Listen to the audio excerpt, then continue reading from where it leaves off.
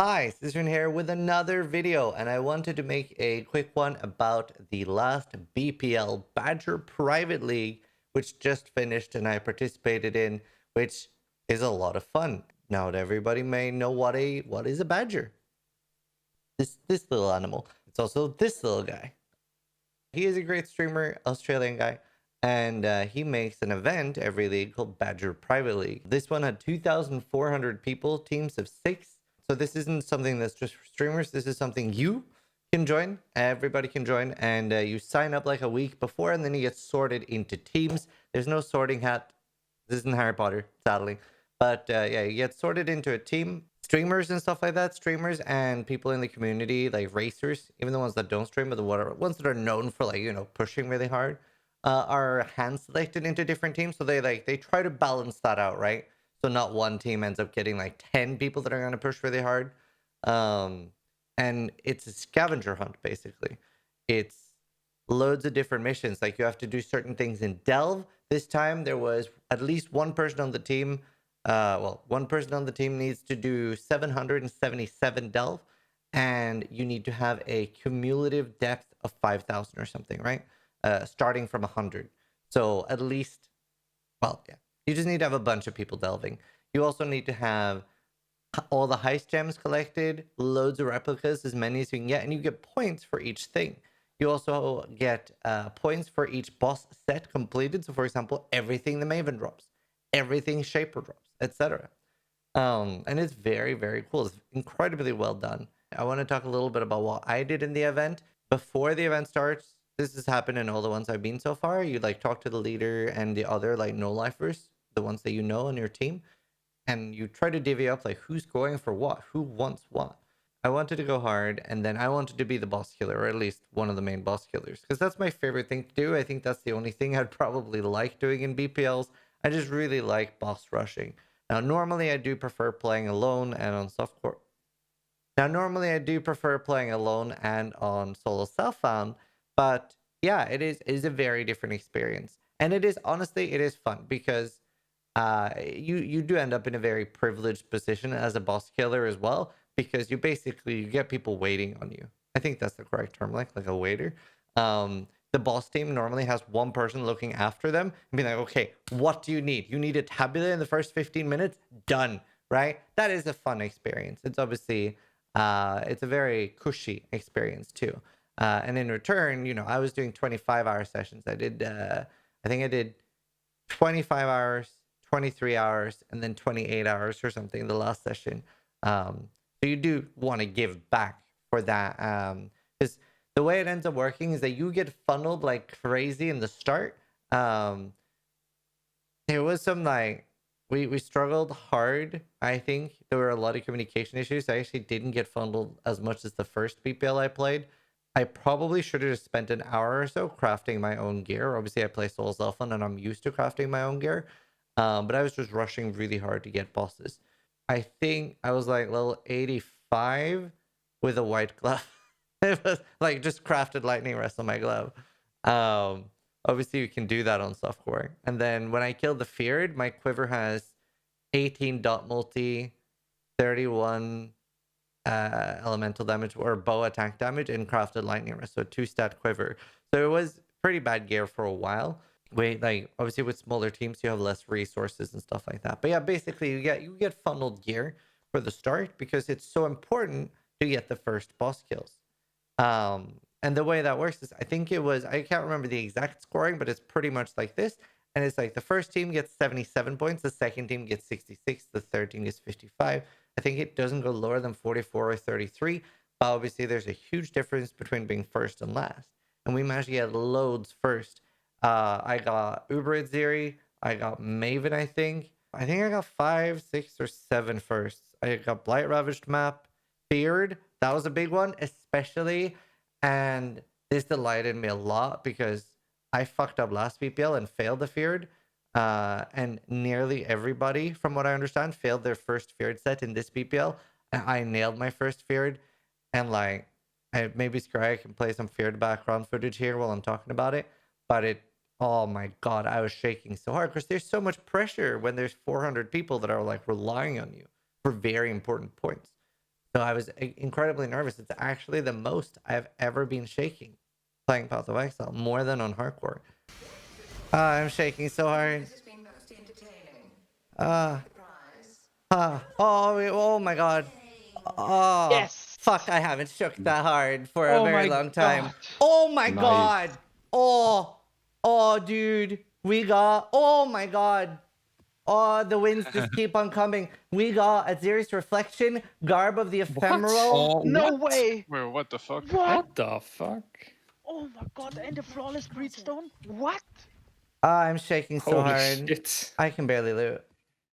We got 50 more boss points than any other team, and we got 185 more points than the last boss kill team. So I'm very pleased and proud of myself and how I did, because I feel like I fucked up so hard in the last BPL. And this one, I feel like I really knocked it out of the park.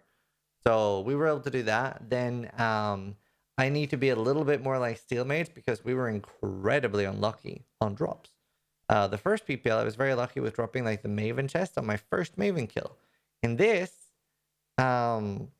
we didn't get a Maven chest at all until Karn said, okay, I will never play Slayer again if a Maven chest drops. And then he dropped one. So Karn's not allowed to play Slayer anymore.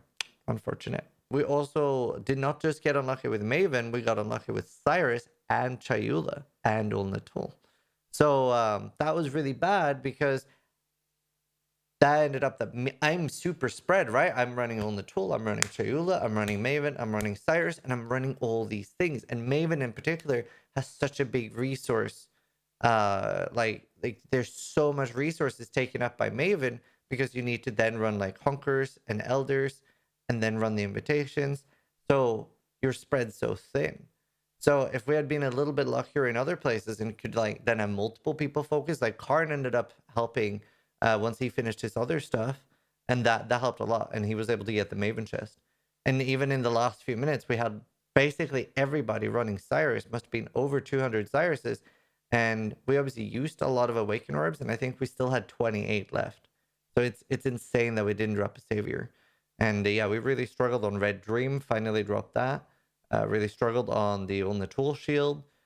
We were very lucky with Blight. In like 5 Blight Ravished maps, I dropped a Strangle Grasp, which is a wild card unique, which means that you can, it's not part of the set, but you can use it to fill up something you're missing. I played Explosive Arrow Elementalist, and I don't know if I mentioned it, but we got 2nd overall. Team 2 Kohama won. And yeah, very incredible fun. Incredible fun. So the age of my character is 4 days, 20 hours. So I have 3 days played. And I think it was like 4 days, or a little less than 4 days when it ended. So I played quite a lot. Obviously, people always say things like Gauntlet or like races is where people start no-lifing, but I've never seen people no-life and sleep as little as BPL. And I think a lot of that, at least for me personally, is because it's softcore. You don't need to sleep. You are fine on 3 or 4 hours of sleep a day. So I think most people that were like the boss rushers and racers had over 3 days played. Some with 3 days and 8 hours. So like 12, 14 hours sleep over 4 days. Speaking of softcore, 531 times. For reference, this is more, it's 2.6 times more deaths than I've ever had playing hardcore. So I think I have around 200 or 210 deaths in 23,000 hours of playing hardcore. And a large part of that is hardcore solo self-found. So a lot of people might be wondering, like, what's the big difference? Like, what? Like, you're so used to not dying. You don't normally die a lot. Obviously, that I do have the catchphrase, try to die less than I do. But that's more supposed to be a nice thing. I, for reference, have, it adds up to what? 1 death every 100 or 150 hours played. And I normally have 5 deaths per league. So why do I suddenly have so many? Well, I've paid for 6 portals. I'm going to use them. I figured, especially since explosive arrow totems, attack 1, you're dead. It is a far bigger boon for me to go super ultra glass cannon. And most of my deaths are actually while mapping. Because, especially at the end, I started playing a bit with Embu. But when Embu left, I still didn't have any like grace or determination, because he usually had that. So I had purity of elements for being immune to ignites. I found they were killing me quite a lot. And then I had precision, and I had malevolence, and I had an insane watcher's eye. The reason I don't have any of my gear is that I don't play softcore, so I gave it away for them to give it away as a giveaway. Because there are loads of people that do enjoy playing softcore, and obviously it's not a void league. Everything goes to arch nemesis softcore. So there's a lot of people that can enjoy the crazy gear that we managed to get to the character. So I had a really good Watcher's Eye. I had a really good Lycan found this like super early, and we exalted the burning damage. I had a really good Watcher's Eye. That was kind of funny because one of the boss killers was asking, Ziz, what kind of Watcher's Eyes do you need? As he asked that, I click identify and I say, oh, this one. I need this one. This is what I need. So that was self-sorted. It was fun. I think I had a ring and a bow with shitty fire damage on it. And since I'm an elementalist, I had the privilege of dropping elemental equilibrium because we already get an extra minus 25 res anyway. So what I did was I got fire exposure on my glove. So I'm already getting like 37, no, 42 because of the mastery. 42 minus anyway. So yeah, I'm missing 13. But at the end of the day, it wasn't that important. So I instead went for, okay, let's lean into the fire damage and the damage in general. With Elementalist, because of this Ascendancy node, Shaper of Flames, everything can ignite. So that includes, sometimes people use added cold, etc. I went with added chaos because we had level 5. Well, we leveled it up quickly, level 5 for +1 gems. Now, we did find other awakened gems later. Deadly Elements is pretty decent. It's actually okay to use when you have an explosion that's already this high anyway, but it can be really annoying. Swift Affliction, POB says it's the best. It's not. It's actually very bad because you can no longer hit 20 explosion or 20 fuses. So don't trust POB with anything with duration. But either way, as you can see, loads of this doesn't actually work on totems. Loads of things are really good, but added chaos ends up being incredibly strong anyway. Because of the +1 level, and it's still a lot of flat. Now, when you do have as much flat as I do from the bow and stuff like that, added chaos gets worse. But I was already one-shotting everything, and it was a case of I don't want to get somebody to recolor my bow. I wanted people to focus on other people's gear anyway. The quiver, obviously this is pretty shit, but as I just said, a lot of the gear we didn't go for better because I already had good enough. Lion Pelt, and then a Hyres Ire has suppression and a shit ton of flat. This again obviously makes the added chaos worse, but still very good. Pretty good glove. I obviously have accuracy issues on Elementalist, and I decided for Legacy of Fury to get the Scorch. And then I stacked as much effective non-damaging elements as I possibly could. So I tried to get a lot of that. And I think I had 25 or something minus rest from the Scorch. So obviously they have no rest, which is really nice. And it's very little AoE, but I use this especially at the start of Feared, start of Hidden, to stand on top of the boss I want to kill, and we just nuke it. It's also kind of fun from the explosions you get while clearing.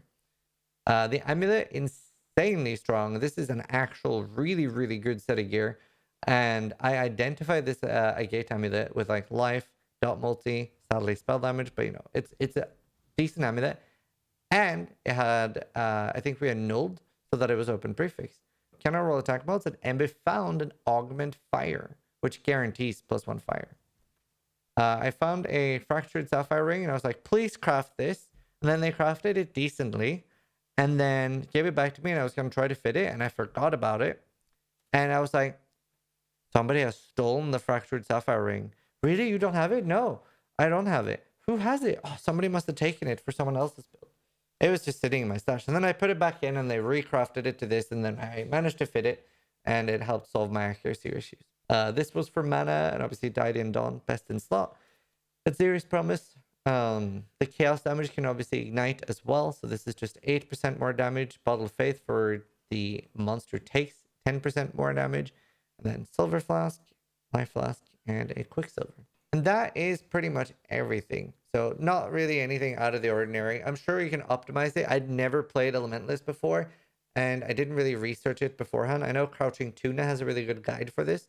That is probably like better than what I was doing, because honestly, I was just we were just go, kill bosses, go. Had an incredibly fun time. I think I ended up somewhere in the vicinity of 20 to 28 million damage. I'm not sure because you have to take a bunch of stuff. And I don't know, where does Scorch even show up? I don't even know. But yeah, bosses. I killed Feared in 8 seconds. So fun. Obviously, a lot of people ask, like, Ziz, what do you think of softcore? Do you hate playing softcore? Stuff like that. I don't. I don't hate playing softcore.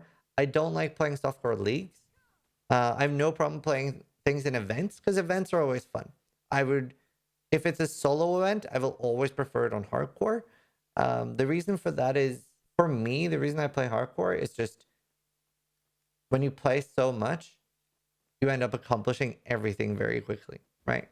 So it's more of a me problem with how much I play and how much I've already played Path of Exile. Then again, I did also start playing PoE and hardcore.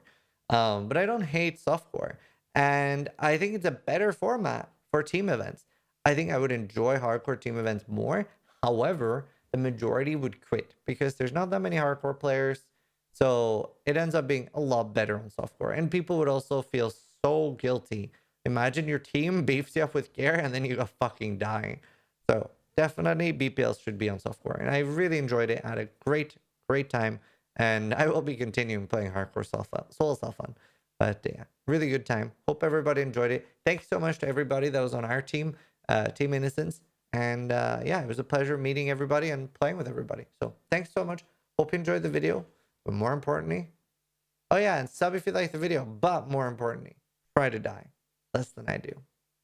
A lot less than I do.